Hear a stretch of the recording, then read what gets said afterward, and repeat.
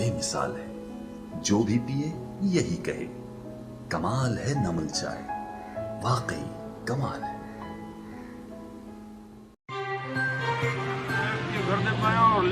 भवाना तहसील bar association Bawana के इंतखाबात में फ्रेंड लायंस ग्रुप ने मैदान मार लिया। मेहर अमानुल्लाह जप्पा 108 वोट हासिल करके सदर, जबकि चौधरी आमर सेक्रेटरी मुंतखब हो गए। मजीद जानते हैं भवाना से नासिर अली कारब से। जी नासिर अली कारब, तफसीलात से आगाह कीजिएगा।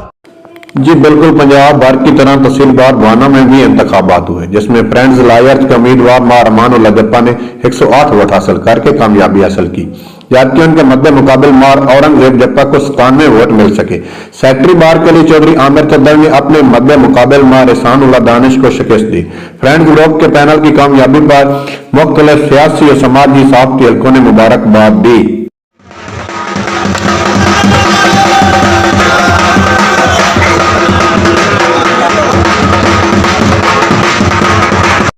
कैमरा टीम के साथ नासिर अली कारब।